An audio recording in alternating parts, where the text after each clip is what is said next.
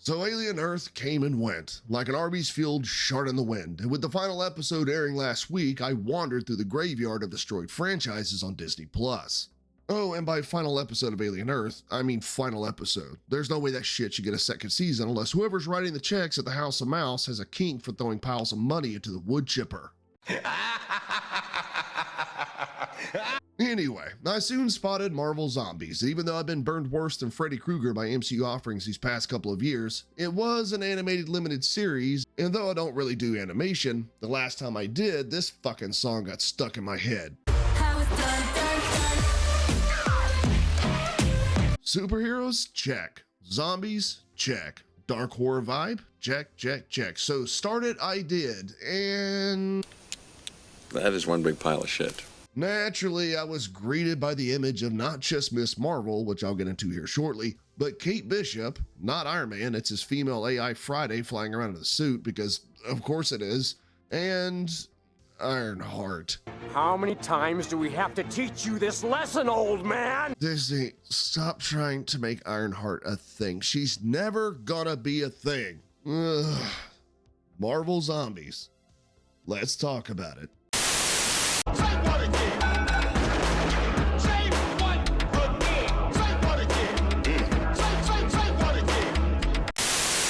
Now, I don't want to be disingenuous here. Spoiler alert, not that you give a shit anyway, but Kate Bishop dies pretty early on. Ironheart disappears, thank God, doesn't show back up until the finale, and I think Friday is still alive doing whatever the hell she's doing. She's just not in this much. But the series is 100% centered on Miss Marvel, aka Kamala Khan.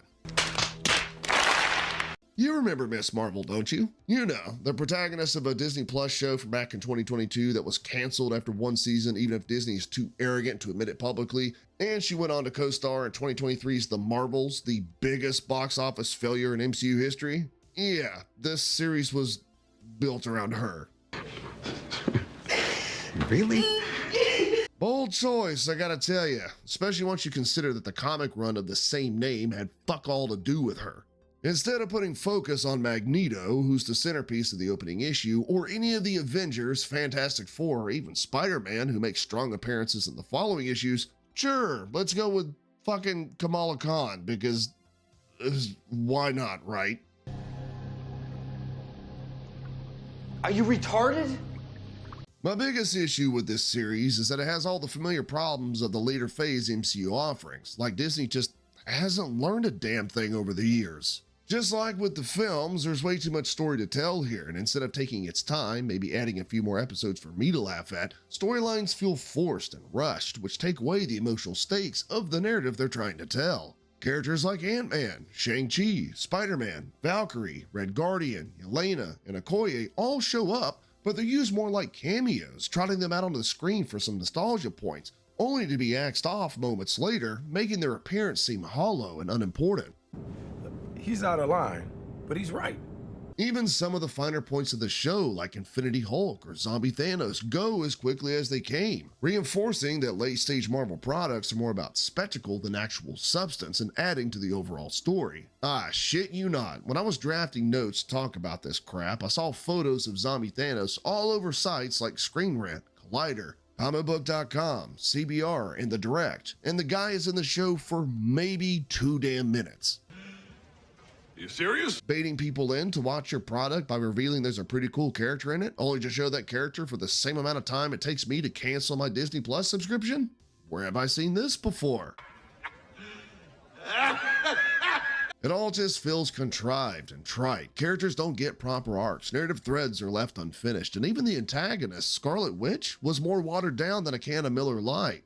Is that like a personal attack or something? She can never decide what she wants to be. Is she this super powerful, overarching, serious mastermind pulling all the strings from behind the scenes? Or a goofy, over-the-top trickster trying to do her best impression of what she thinks Loki acts like? It doesn't help that Elizabeth Olsen, who I absolutely love for reasons, completely forgot about this damn show, stating that she only remembered recording the lines for it in her house a few years ago. Wait, what? Her house? Why the fuck wasn't she in a professional recording studio? Really, Disney? This is what we're doing with the MCU? What was once the hottest commodity in Hollywood? We're having actors record voice lines from their fucking houses? What the hell is even that? Anyway, apparently Olsen doesn't remember anything that happened in this show, to the point she went on record saying she was going to have to watch it because she really has no idea what it was like. I sympathize, truly. I just got done watching it last night, and even I'm having a hard time recalling what the fuck happened in it. Now, was it because the show wasn't that memorable, or was it because I was indulging in too many recreational drugs? I'll let you decide. Just an FYI, I'm still relatively new to critiquing animation styles, but before I fuck off to finish Silent Hill F, I thought I'd leave you with my thoughts on it. Marvel Zombies looks like shit. Boy, that escalated quickly.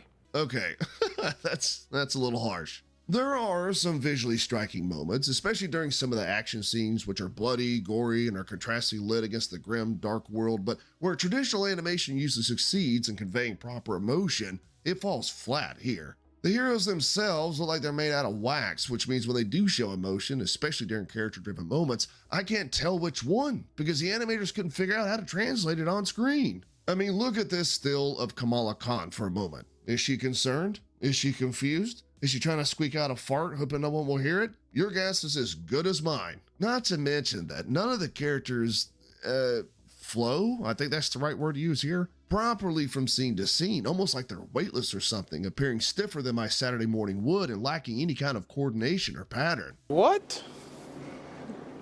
Bro, what are you talking about, man? Does what I'm saying make any sense? Like I said, I really don't do this animation shit, but god damn it, I'm trying. You know what? Here we go. Take Enter the Spider-Verse. Remember how good the animation was in that film? All right, now think about the opposite of what that would look like. Add a lot of blood and gore. Boom, you got Marvel Zombies. Well, all right then. So, we happy? Say what again? Say what again? I dare you. I double dare you, motherfuckers. Despite this show having all the ingredients to be a guilty pleasure of mine because I'm a lot more lenient on horror than anything else, it still manages to fall flatter than Rachel Zegler's career, choosing to reduce itself to the typical corporatized feel of the assembly line MCU offerings, instead of being something fresh, innovative, and interesting to an audience that's looking for every reason to believe in the Marvel brand again. Oh well, I guess we'll just have to wait for, let's see, where are we? Wait, what the fuck? Wonder Man? No shot. I guess we're getting a Wonder Man show in December. Jesus H, Disney. Who the hell asked for that? Shit, now that I'm thinking about it, who the hell asked for Marvel Zombies? Ugh. Anyway, I appreciate y'all for checking out my review. I'll talk to y'all later. Say what again?